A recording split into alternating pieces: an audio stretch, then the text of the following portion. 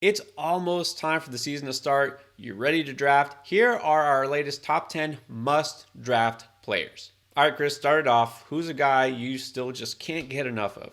Yeah, I've really come around on Calvin Ridley as the offseason has gone on. We started to see him in camp, in preseason. He looks fantastic. That was the only thing I was really worried about. Calvin Ridley, I feel like, is a guy in this range who actually has legit league-winning type upside, top 10, top 5 upside. We know he's a fantastic player. We know this is a great passing offense. Trevor Lawrence going into year 3 should only get better. I think Trevor Lawrence is going to have a monster season. Calvin Ridley is going to be the clear number 1 wide receiver on this offense, and we know he's a talented guy who can do it. I'll gamble on Calvin Ridley having a huge year this year. I think he does. Now, there are a lot of great young wide receivers available in the first couple of rounds. You can't really go wrong with any of them, but I'll tell you, I keep leaning more and more towards Chris Olave as a player that I think could stand out. Now, it's not just the fact that he's clearly the number 1 receiver on his team. I don't care if you're an MT believer or not. Don't even bring that noise to me. All right, Olave is the guy in the Saints wide receiver room, and think about what he did last year. Now, first of all, you know we're big fans of reception perception. If you've seen his profile, I'll just give you a spoiler. It's a sea of green, which means he's good at everything. Okay, there was one yellow, but still, this guy was elite as a rookie. Okay, and let me also tell you the fact he went for 1,000 yards as a rookie, despite missing a couple of games due to injury and being banged up, and having a group of quarterbacks like, let's see, Andy Dalton, Taysom Hill, I think he counts. Who else was it? Somebody else? Okay, it doesn't matter. He got by as an elite receiver on paper with what he had to deal with.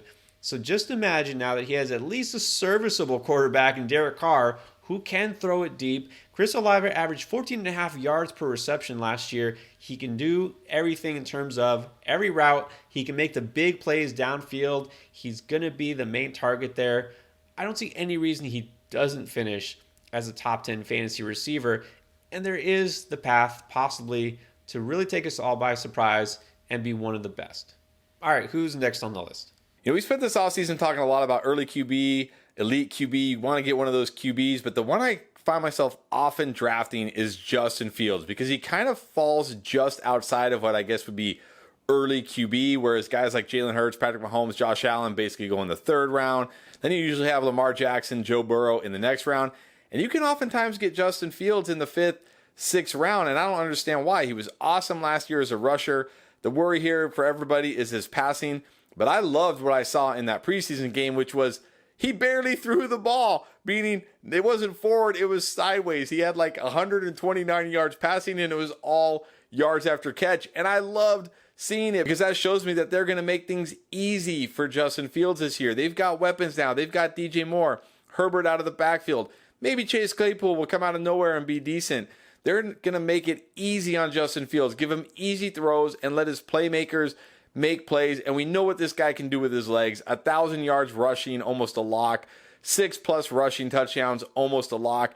If he gets to 3,000, 3,200 yards passing this year and 20+ touchdowns, he's going to obliterate fantasy football, and he's not a guy you have to use a 3rd round, high leverage pick on. So Justin Fields, an elite QB, I find myself drafting everywhere. All right, now here's a player who I'll say probably won't destroy fantasy, and I don't think is going to be the top scoring wide receiver in the game, but I think he could have his best season yet, and that is saying something pretty positive for Mike Williams. It's been kind of a yo-yo thing with Mike Williams this offseason. We were super high on him early on because we thought maybe Keenan Allen was going to get cut. We didn't know they were going to draft Quentin Johnson, and then Allen stayed, and then they drafted a receiver early, and so now people are starting to really kind of fade him a little bit. I mean, he's still going, mid-rounds or whatever, but not seeing him potentially having a better season than what he's had. But here's the thing.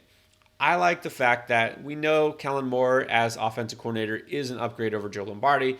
That's obvious.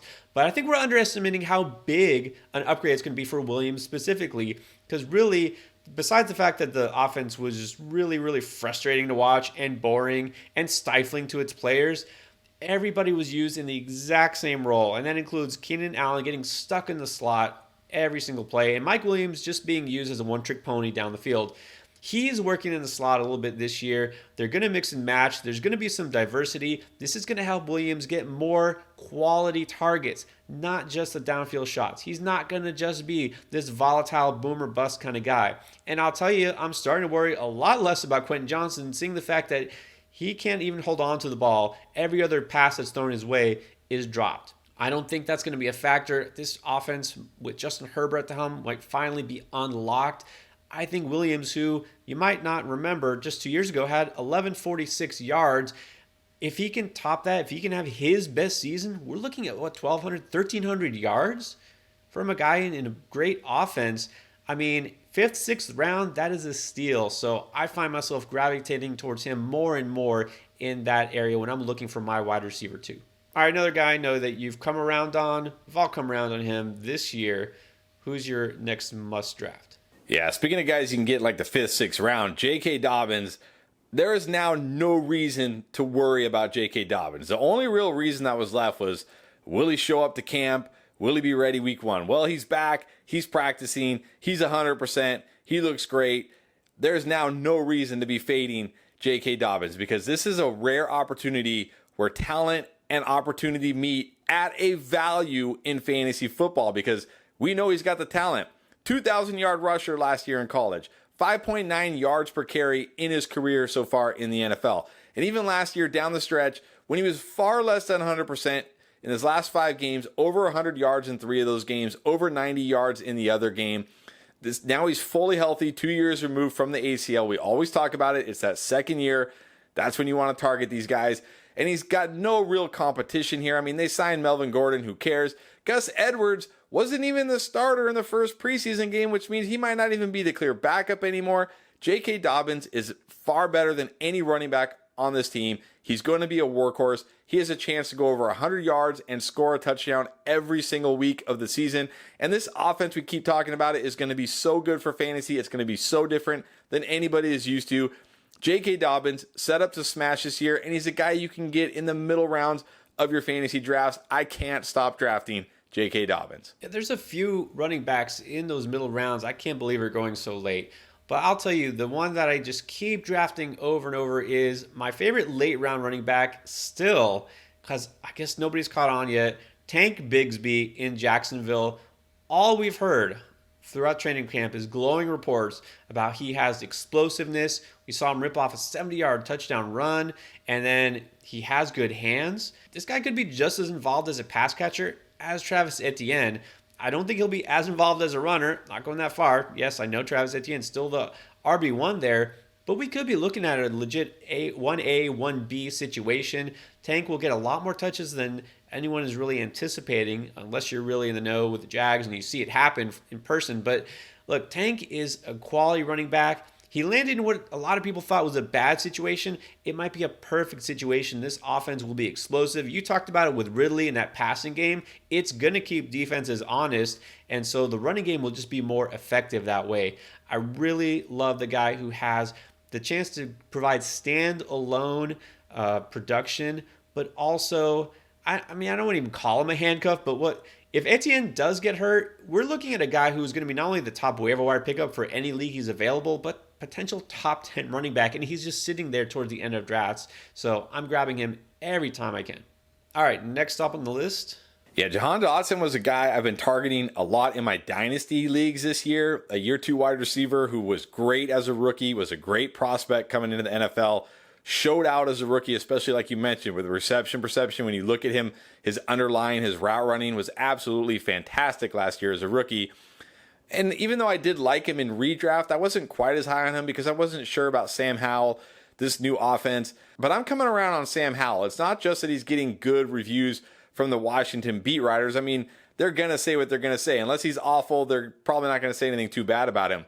But he's getting good reviews from opponents. They just had joint practices with the Ravens, and Ravens stud corner Marcus Peters said he looks very comfortable out there. If their opponents are being impressed by Sam Howell, that's enough for me. He doesn't have to be a phenomenal passer. We even saw it in that preseason game. Jahan Dotson went out there, torched that guy on the route, was wide open. The pass wasn't great, but it doesn't matter because not only is Jahan Dotson such a great route runner, he was one of the best contested catch receivers last year too. So it's not like Sam Howell has to put it on him in the perfect spot over and over. Jahan Dotson is an absolute stud wide receiver. He's getting overlooked because of guys like Garrett Wilson, Chris Olave, Drake London, other year 2 wide receivers. But I think Jahan Dotson is going to surprise a lot of people this year, have a monster season in year 2, and going to be viewed kind of like we view Devonta Smith this year. That's going to be Jahan Dotson. All right, it's time for a tight end here. So you know what the theory is. We've talked about this throughout the offseason. You go early, meaning Kelsey, maybe Mark Andrews, or you wait. Now, if you're going to wait, or maybe you just have to wait because those guys got snatched up, well, the guy I'm targeting pretty much every time is David Njoku. So Njoku, I still have faith in because, first of all, he's out there to get targets. That's it. He is not a blocking tight end. He's a proficient pass-catching tight end. And you might remember last year before the season, he requested a trade. He wanted out, and the Browns said no. They refused. They wanted him, and he's still there. That means something. That means they value him. That means they plan to use him.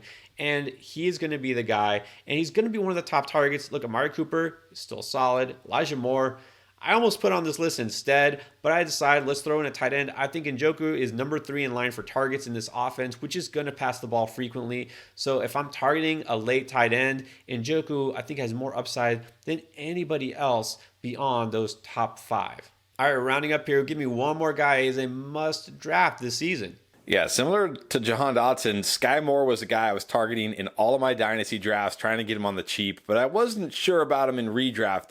But I'm really coming around on them now because I know a lot of the buzz is coming out, Richie James, Justin Ross, but they have to talk about those guys. Skyy Moore has also looked really good in camp, but what I really was encouraged by was the first preseason game. Richie James and Justin Ross were playing with the backups, so they're not really the starting wide receivers yet. I think Skyy Moore is ready to make a big year 2 leap. I know he struggled last year, but this is a tough offense to learn as a rookie wide receiver, and they asked Skyy Moore to do a lot last year, and he handled it pretty well. And coming out of college, he was a good prospect. The only knock on him really was he didn't play for a powerhouse school against tough defenses. I think year 2 in this offense, with his talent, with his ability, I think he's going to be the number 2 target behind Travis Kelce. Now, it doesn't mean he's going to get 150 targets, catch 100-plus passes, but he doesn't need to in this offense because he's got Patrick Mahomes. If he gets to 100, 110, 120 targets, that'll be more than enough, especially where you're getting him in drafts. So I loved what I saw from Skyy Moore first preseason game. I'm now all in on him. I'm getting him every chance I can in the late rounds of my drafts. All right, so for my last pick, it's quarterback time. I've been waiting for this. I've held off as long as I could. If you're waiting on quarterback and not getting one of those elite players in the early rounds, and there are a few possibilities, but if you're going to wait, it only makes sense that you go with Tua, right? Tua Tagovailoa is a guy who could definitely explode this season. The only concern, we know what it is, he's got to avoid the concussion issues. It's hit or miss, right? It could happen. Of course, there's always that risk. There's always a risk of any player getting hurt. I feel better about the fact that he's going to be a little smarter with the way he plays and when he, sees the pass rush coming, not tucking the ball and running and putting his head down. I think that the offensive line has been built to support him a little bit better. He's got all the weapons. If he stays on the field, look, let's not forget this is a player who averaged the 5th most passing yards per game last season. That's right, more than Josh Allen and Jalen Hurts. I mean, he's not going to have that rushing ability, so that's why we can't put him in the upper tier. He's not going to be a guy who, like Justin Fields, has a chance to be the top scoring quarterback. But man, he could definitely be one of the best, and you get him at such a discount. So again, if you're waiting at quarterback, get a guy who at any given week has a chance to go for 300-plus yards, multiple touchdowns, with 2 of the best receivers in the game. So to me, if I'm not going QB early, I'm going Tua. We're breaking down all the top players in fantasy so you know who to draft. You want to know who could be the best receiver in all of fantasy? Check this out.